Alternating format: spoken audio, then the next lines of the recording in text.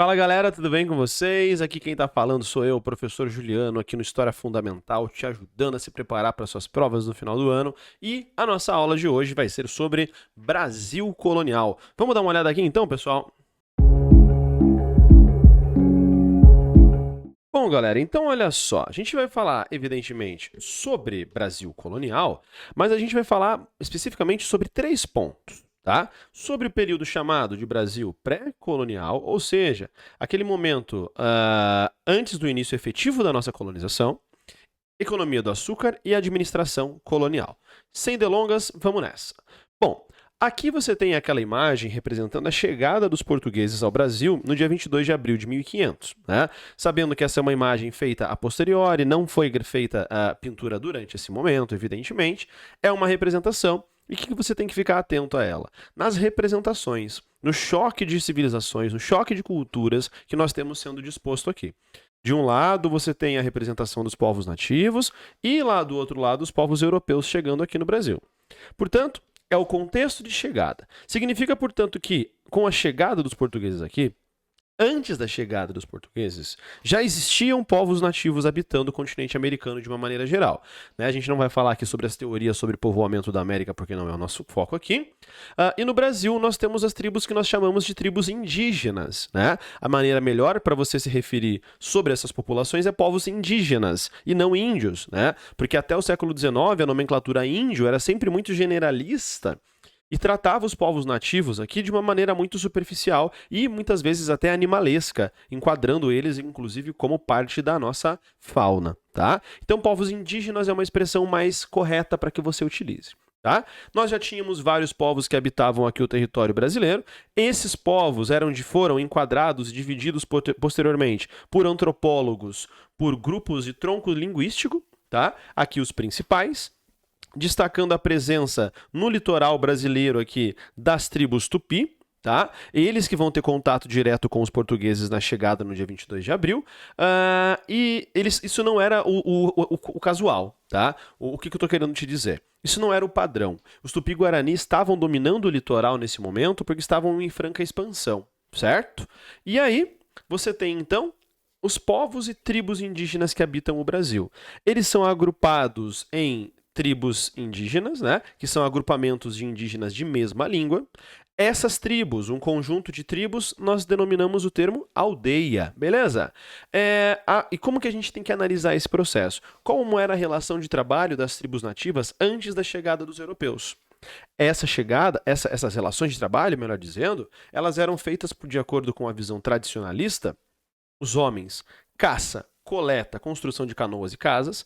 As mulheres, agricultura, coleta de alimentos, produção de farinha e tear de fios. Tá? Lembrando que nós tínhamos uma população muito grande de indígenas habitando o nosso território. Infelizmente, não sabemos os dados exatos da quantidade de povos que existiam aqui, mas sabemos que morrem muitas tribos indígenas no Brasil pelo contato com os portugueses, tanto por conta das guerras, tanto quanto por conta das doenças trazidas para cá. Tá? A fonte principal para a economia desses povos é a agricultura de subsistência. Eles não produziam em excesso, eles não produziam para comercializar, eles produzem para o consumo. Tá? E daí, nós tínhamos a tal da prática da coivara, que até hoje é muito criticada. Né? O que é a coivara? Aquela técnica que os indígenas utilizam, e até hoje muitas pessoas usam, né? De tacar fogo na vegetação para limpar o terreno, para depois fazer uma plantação por cima. Só que você sabe muito bem que isso gera problemas referentes à fertilidade do solo. Certo? Bom, a divisão da produção é de forma igualitária entre todos que vivem nessa mesma tribo, certo? E o principal alimento produzido é a mandioca. Dá uma olhada aqui. A mandioca, que hoje muita gente consome no café da manhã para tomar um cafezinho light, né? Que você tem ali a tapioca, certo? Vejam, a farinha de mandioca de uma maneira geral e o cauim, que é uma bebida alcoólica que eles produzem a partir da mandioca, a base de mandioca. A religiosidade desses povos é uma religiosidade politeísta, com a crença em vários deuses, sendo vinculados ali com os elementos de harmonia com a natureza. Beleza, pessoal? Bom, e aqui a gente já pode avançar então para compreender isso aqui. O que nós temos aqui? Uma linha do tempo.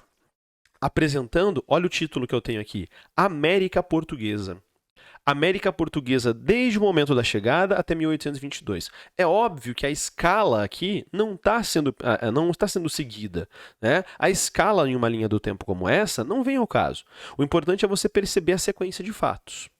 E claro, uma linha do tempo é um objeto, é uma fonte de estudos para você excelente para fazer uma revisão de conteúdo.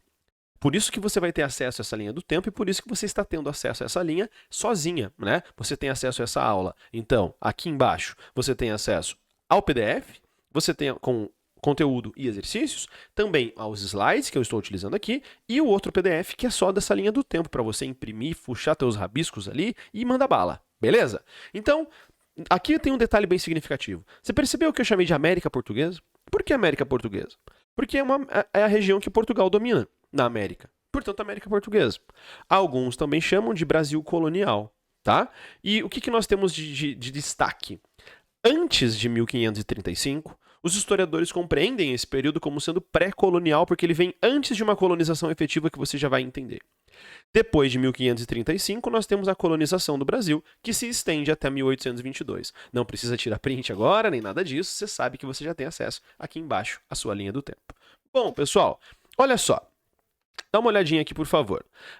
O período pré-colonial, que é esse primeiro período da nossa história, ele é marcado por 35 anos, tá? É um momento inicial da chegada dos portugueses aqui. Nesse primeiro momento, os portugueses não dão muita atenção ao Brasil. Por que não?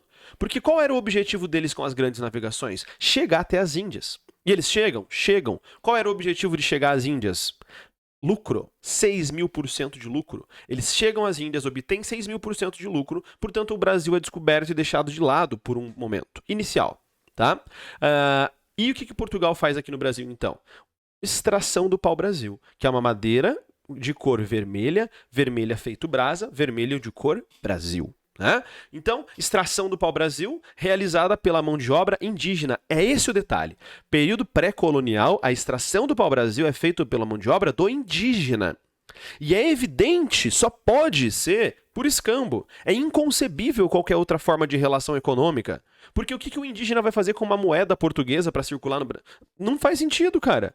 Até ouro para os indígenas. O que eles fariam com uma moeda de ouro trocando por madeira? Para eles não tinha sentido, não tinha o valor que tinha para o português. Tá? Então, os portugueses se estabelecem nas chamadas feitorias, que são uma espécie de balcões que eles fazem no litoral brasileiro, de barracões, melhor dizendo, e nesses barracões eles ficam ali alojados e com os navios próximos, e nisso o indígena traz a madeira e o português traz algum produto manufaturado, um tecido de seda, um espelho, um machadinho, alguma coisa assim que sirva de troca. Né? E a mão de obra principal, evidente, é a mão de obra indígena. E você tem que ficar ligado nisso. Se ele está falando de período pré-colonial, é a utilização de mão de obra indígena principal e totalmente. Certo? O que vai marcar, então, pessoal, aqui, a transição para o período efetivo da nossa colonização. É a implementação das capitanias hereditárias. Como assim? Os portugueses, a partir de 35, né? Já começam a ter algum prejuízo com o comércio das Índias. Outros países começam a chegar nas Índias e também ter acesso às especiarias, cravo, canela, gengibre, noz moscada, pimenta do reino, açafrão, tudo mais. E os portugueses começam a perder dinheiro. Portanto, eles olham para o Brasil e falam, epa, pera lá, muita calma, ladrão, como diria o Mano Brown. E decidem colonizar essa região. Só que Portugal vai olhar para cá e vai falar, isso é muito longe, cara, é 3 meses de navio, não dá tempo pra gente, não dá pra gente gastar tanto tempo e tanto dinheiro. O que o rei de Portugal decide fazer? Olha a expressão que eu utilizei. Terceirização da nossa colonização. Essa expressão é minha, evidente, tá? Na época ele não existia. O que é terceirizar? Colocar para um terceiro fazer esse serviço.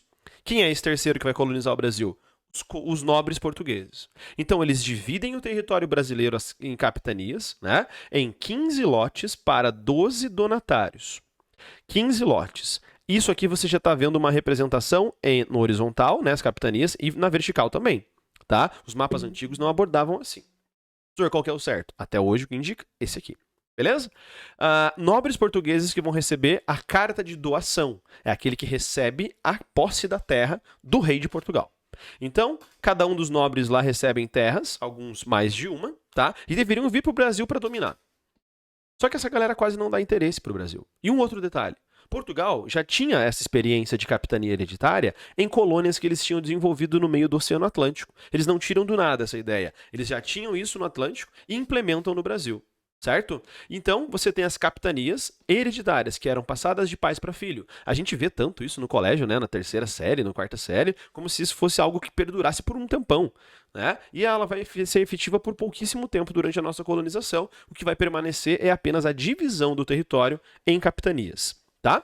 Bom, outro documento importante que é dado aqui é a tal da Carta Foral.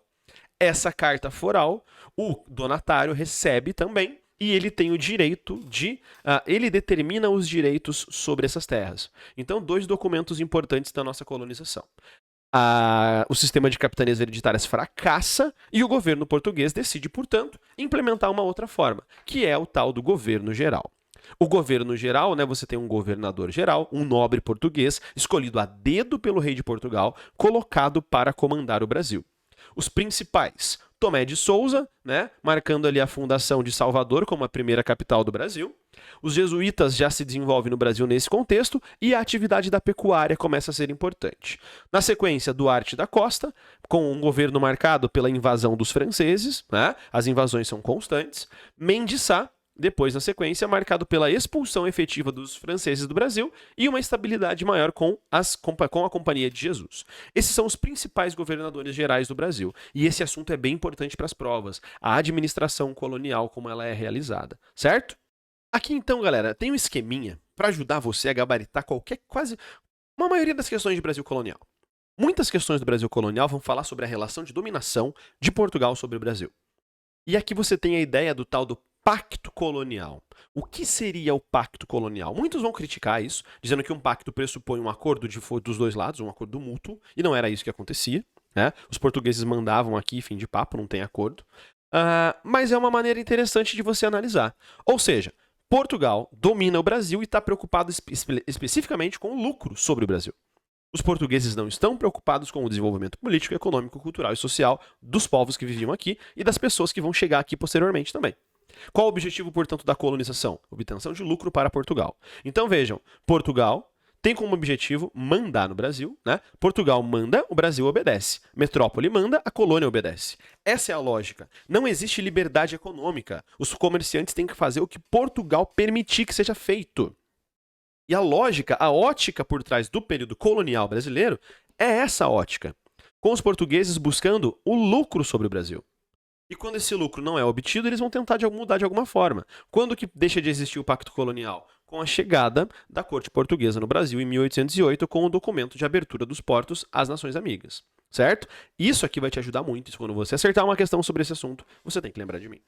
Bom, economia açucareira, galera. O primeiro produto a ser efetivamente produzido no Brasil, porque o pau-brasil não é produzido, ele é extraído, né? Uma diferença importante na terminologia que a gente pode utilizar.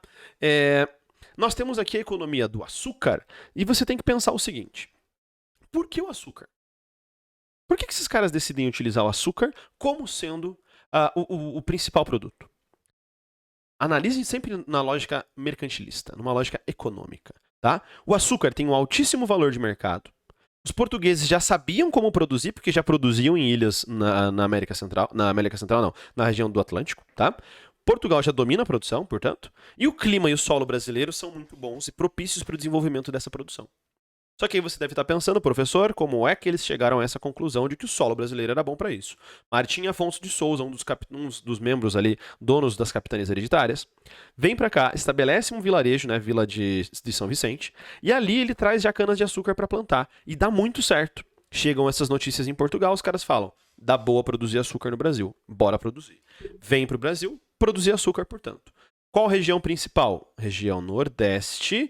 E qual a maneira de se produzir? O sistema de plantation. Com aquele esqueminha que você tá ligado. E se você não tá ligado, vem aqui que eu vou te mostrar. Dá uma olhada aqui, ó. O sistema de plantation é marcado pela monocultura, exportação, escravidão e latifúndios. Professor, eu não vou lembrar disso. Eu sei, por isso que eu te ajudo. O que mais é... O açúcar é docinho, certo? O que mais é docinho além do açúcar? O mel. Só que esse mel tem dois es, ó. É o mel. O mel. O que eu tô querendo te dizer com isso? Ó, se você produz monocultura, só um produto, só um açúcar, em grande quantidade, né? Esse açúcar é para ser consumido no Brasil? Ele é para ser exportado. A mão de obra que é utilizada aqui, qual é? O indígena? Não, é a mão de obra dos escravizados africanos. E se você só produz um tipo de produto, você produz em grandes territórios, que nós denominamos como latifúndios. Tá vendo só como é que faz sentido? Então, mel, monocultura, exportação, escravidão e latifúndios. Cara, você acerta muita questão em prova só com isso aqui também. Tá? É sério. Analisando de uma lógica mercantilista, analisando numa lógica em que Portugal está pensando no seu lucro. Professor, por que você falou que na maioria das vezes é monocultura? Nunca vai ser monocultura exclusivamente, tá? Porque por mais que você tenha uma fazenda que produza apenas o açúcar, eles precisam se alimentar de alguma coisa. Então vai ter sempre rolando uma economiazinha interna, tá? Isso aqui é só um esquema para você compreender elementos básicos da realidade, certo? E galera, a escravidão é um elemento central no meio disso tudo aqui, tá? Nessa imagem, que é um quadro que nós temos lá do Jean-Baptiste Debré, vou deixar menorzinho para que você possa observar melhor, você vê aqui uma relação dessa sociedade açucareira. Perceba elementos dessa sociedade aqui açucareira do período colonial que se mantém até hoje. Tá? Privilégios de brancos sobre negros, né? Uma sociedade extremamente patriarcal e católica. Certo? Então nós temos aí heranças diretas do nosso período da colonização. Algumas benéficas e outras nem tanto. Né? Uma das questões é essa questão estrutural do racismo, certo? Que vem se mantendo no Brasil há muito tempo. Aqui, sociedade patriarcal, um catolicismo muito forte, exclusivismo, a Casa Grande sendo o local onde que os negros escravizados viviam, a Casa Grande sendo o local em que os brancos viviam, e a senzala o local em que os negros escravizados vão estar vivendo. Tá? Essa relação de dominação do branco sobre o negro, do herdeiro de Portugal sobre os dominados aqui. Tá? Essas relações sociais elas são bem importantes para suas provas também. E aí você pensa, professor, por que eles escravizaram os negros? E aí tem um texto de um professor chamado Luiz Felipe de Alencastro. O livro dele é O Trato dos Viventes. E nesse livro, O Trato dos Viventes, um dos vários textos e de vários argumentos dele é que o principal motivo para a escravização dos negros no Brasil, pelo comércio dos negros, é o lucro. Para pensar nisso. O principal objetivo deles é lucrar. Então, quando que acontece isso? Quando os portugueses, durante o processo de expansão marítima, têm contato com outras rotas e outras terras no continente africano, eles estabelecem contato com povos que já escravizavam outros povos no continente africano também. Só que aí, quando o português chega ali, ele vai intensificar esse fator e ele vai colocar um outro motivo no fator todo, que vai ser o fator racial e, posteriormente, né, a quantidade de pessoas que são escravizadas, que é muito maior. E aí você tem o estabelecimento de entrepostos comerciais, em que os portugueses chegam lá, têm contato com as tribos africanas, para que essas tribos africanas entrem em conflito entre si. Os portugueses dão arma para uma dessas tribos e ela vai vencer, escravizar as demais, e os portugueses compram os escravizados. É isso que vai estar acontecendo. Tá? Então, existe uma demanda por mão de obra nas Américas? Sim. Só que o motivo principal para isso é uma questão de lucro que o português vai ter. Tá? O Brasil, galera, é o segundo maior país com população negra. A segunda maior população negra do mundo está no Brasil. O país com a maior quantidade de pessoas negras é a Nigéria. Tá? O país que mais recebeu escravizados no mundo foi o Brasil. Olha isso. Então, isso deixa reflexos e marcas na nossa história até os dias de hoje. Né? Que você tem a chegada de homens, mulheres e crianças para serem comercializados no Brasil como se fossem uma propriedade.